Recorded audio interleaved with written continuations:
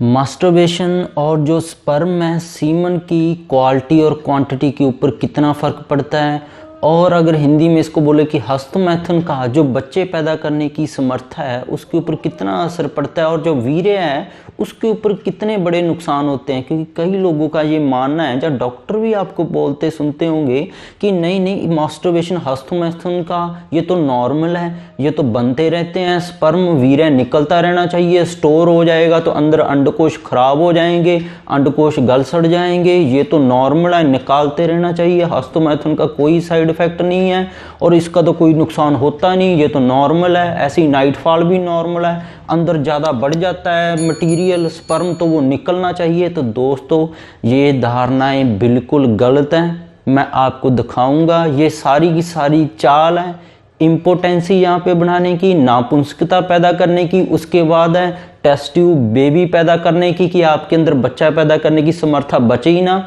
आप शारीरिक तौर पर भी बीमार हो जाओ और दिमागी तौर पर भी बीमार हो जाओ, आपको ढेर सारी दवाइयाँ खाते रहने पड़े और बाद में आप टेस्ट ट्यूब करवाते फिरो और लाखों रुपए दे आओ कहीं पे भी जाकर।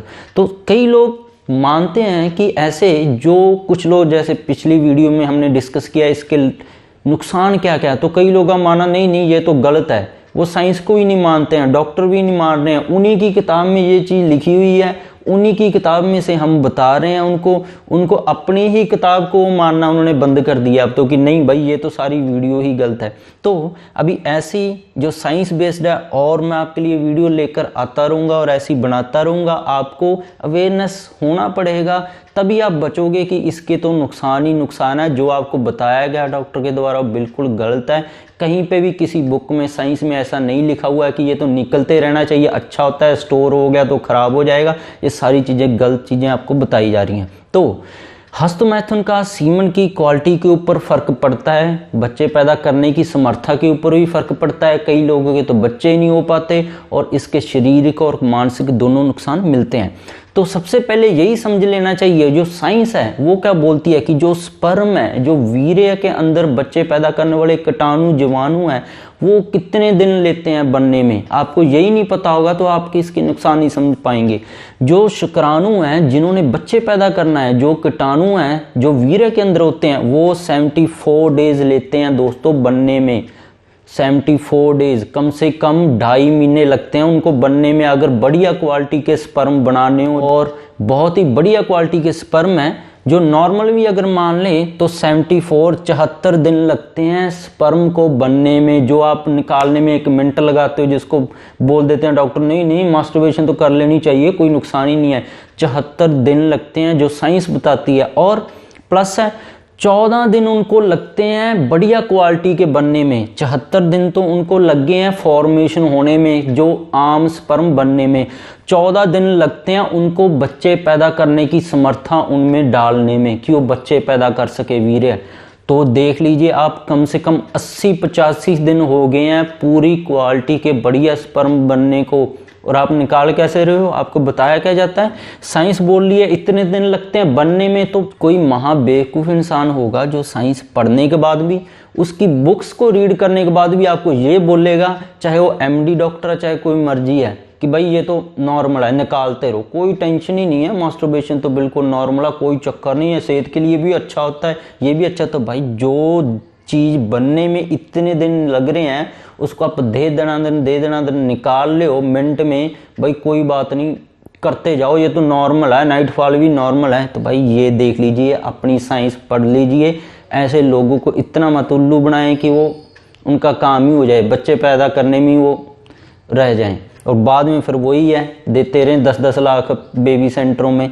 तो ये इतने दिन लग जाते हैं। अब इतने दिन लगते कैसे हैं ये आपका समझना जरूरी है। दिमाग में एक ग्रंथि होती है जिसको बोलते हैं पिट्यूटरी ग्रंथि। ये एक ग्रंथि है जो दिमाग के सेंटर में फिक्स होती है। ये ग्रंथि 2 तरह के रसायन छोड़ती है जिनको हार्मोन बोलते हैं, ल्यूटिनाइजिंग हार्मोन और फॉलिकुलर स्टिमुलेटिंग हार्मोन, और ये दोनों आगे जाके टेस्टोस्टेरोन को भी बढ़ाते हैं। ये तीनों रसायन मिलकर क्या करते हैं, अंडकोशों की तरफ जाते हैं।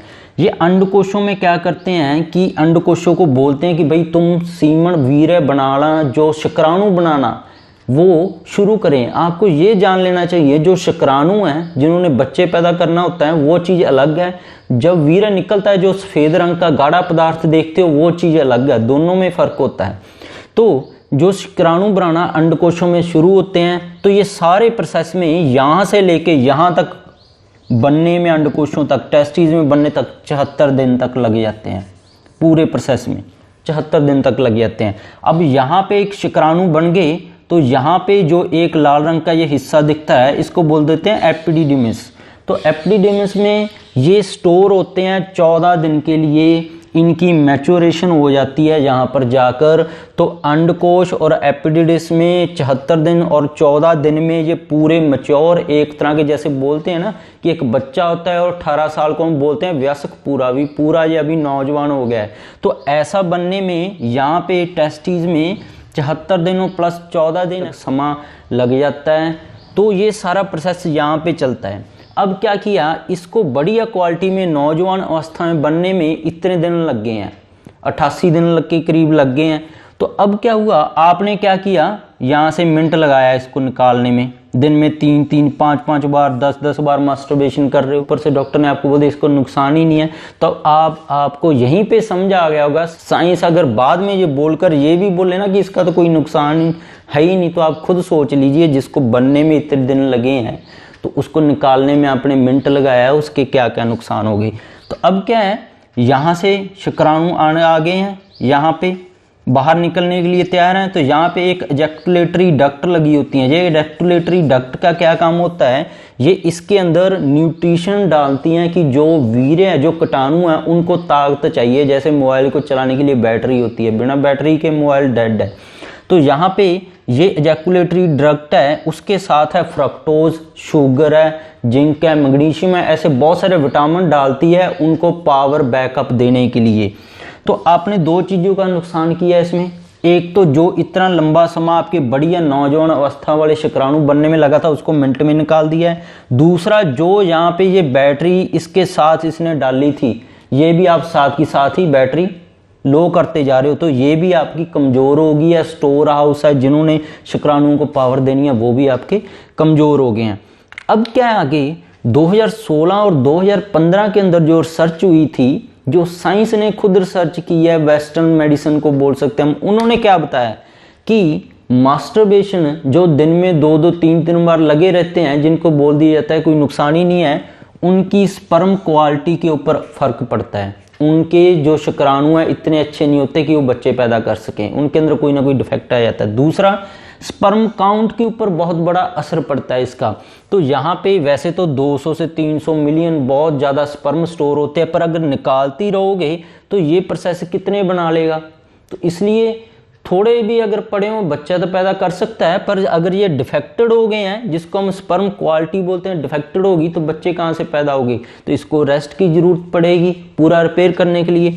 अब क्या है, पहली बार में जो स्पर्म निकलते हैं, मान लो एक बार आपने मास्टरबेशन किया 1-2 महीने बाद, जो 2 महीने बाद वो मास्टरबेशन करके जहाँ वैसे नॉर्मली सेक्स करते हैं वो स्पर्म निकलेंगे, वो हाईली एक्टिव होंगे, सबसे तंदुरुस्त स्पर्म होंगे। इसीलिए अगर बच्चा पैदा करना हो तो आयुर्वेदा वाले भी बोलते थे कि 3 महीने आप सेक्स मत कीजिए। अब क्वालिटी स्पर्म है वो ऐसे ही निकलते हैं जो पहली इजैकुलेशन में निकल जाते हैं। आप लगातार मास्टरबेशन कर रहे हैं 2-2, 3-3 बार, या सेक्स बहुत ज़्यादा बार कर रहे हैं, उसके क्या नुकसान होंगे, तो जो आपके शुक्राणु हैं वो लो क्वालिटी बन जाएंगे और कभी कभी डिफेक्टिव भी आने लग जाएंगी। जहाँ तो शुक्राणु हैं उनके 2 हेड बन जाएंगे, जहाँ उनकी टेल है 2 निकल जाएंगी, वो जहाँ जल्दी मर जाएंगे, जहाँ नील होने लग जाएंगे, कईयों की डेड स्पर्म आने लग जाते हैं। तो ये सारे इसके नुकसान हैं जो लगातार निकालते रहते हो।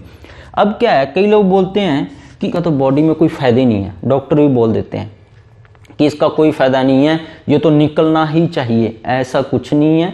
बॉडी क्या करती है, स्पर्म अगर नहीं निकालते हो आप, मास्टरबेशन नहीं करते हो, जैसे बोला जाता है कि सेक्स करना जरूरी है, मास्टरबेशन करना जरूरी है, ये तो निकलना जरूरी है, ऐसा कुछ नहीं है। साइंस क्या बोलती है, अगर आप मास्टरबेशन या सेक्स नहीं करते हो तो जो स्पर्म है, वीर्य नहीं निकालते हो, तो बॉडी इसको दोबारा रीयूज करती है, दोबारा यूज करती है शरीर के और कामों के लिए, बॉडी की ग्रोथ के लिए।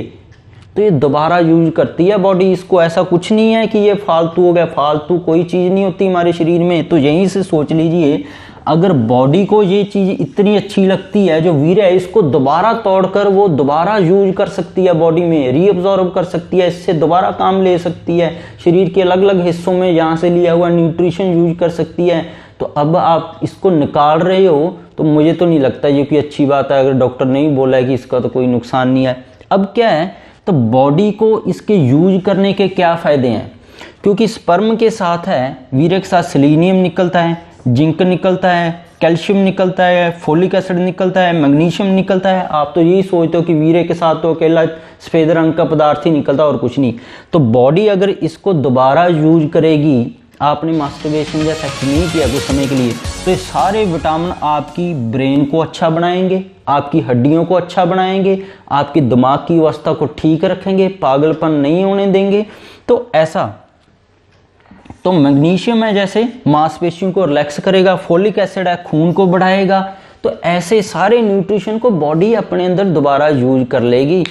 तो मुझे लगता है कि ये वीडियोस आपको साइंस बेस्ड जो ऐसी वीडियोस अच्छी लगती होगी। तो मास्टरबेशन के साइड इफ़ेक्ट्स क्या हैं वो हमने पहले वीडियो बनाई थी। जो लोग डॉक्टर बोलते हैं आपको बिल्कुल गलत बताया जाता है, क्या क्या नुकसान है वो वीडियो में देखिए। अभी तीसरा पार्ट इसका बनाएंगे कि इसको कैसे छोड़ें और इसकी लत से कैसे छुटकारा पाएं। तो अगर ऐसी वीडियोस आपको अच्छी लगती हैं, साइंस बेस्ड होम्योपैथी और आयुर्वेदा के साथ मिलाकर हम ये समझाते हैं आपको बिल्कुल हिंदी भाषा में, तो इसके बिना भी मेरी और बहुत सारी वीडियोस हैं, जैसे कि हार्ट की जो सर्जरी होती है, दिल के जो वाल्व हैं बिना सर्जरी के कैसे ठीक करें, दिल की बीमारियों को कैसे बिना सर्जरी के ठीक कर सकते हैं, कमर दर्द और घुटने जो बदलवाते हैं लोग, कमर दर्द का ऑपरेशन कराते हैं, बिना ऑपरेशन के कैसे बीमारियों का इलाज करें, कोई पथरी है, रसौली है, गांठ है, उसका कैसे बिना ऑपरेशन इलाज करें, कैंसर है, ट्यूमर है, फेफड़ों का है, पेट के कैंसर है, हड्डियों के कैंसर है।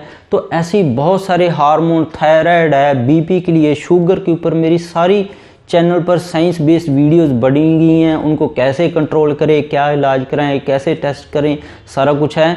तो अगर जो लोग नए हैं वो नीचे रेड कलर का बटन दबाकर हमारे साथ आज ही जुड़ जाएं, बेल का बटन दबाकर नोटिफिकेशन ऑन कर ले, क्योंकि वो नहीं दबाओगे तो हमारी हर रोज नई वीडियो अब तक नहीं पहुंचेगी। क्योंकि साइंस बेस्ड इंफॉर्मेशन आपको होना ज़रूरी है, तभी आप पुरानी धारणाओं से अलग हो पाओगे। जो हमारा भारतीय संस्कृति है, आयुर्वेद है, आयुर्वेदा की तरह होम्योपैथी भी इसी से निकली हुई मैं तो मानता हूँ। तो इसके बारे में आप पूरी जानकारी ले पाओगे। तो ऐसे हमारे साथ जुड़े रहें। अगर किसी को कोई प्रॉब्लम है तो मेरे साथ संपर्क कर सकते हैं। जब समय होगा तो नीचे कमेंट करके मेरे से क्वेश्चन कर सकते हैं, मैं उनके कमेंट का जरूर रिप्लाई करूँगा। तो वीडियो देखने के लिए थैंक यू।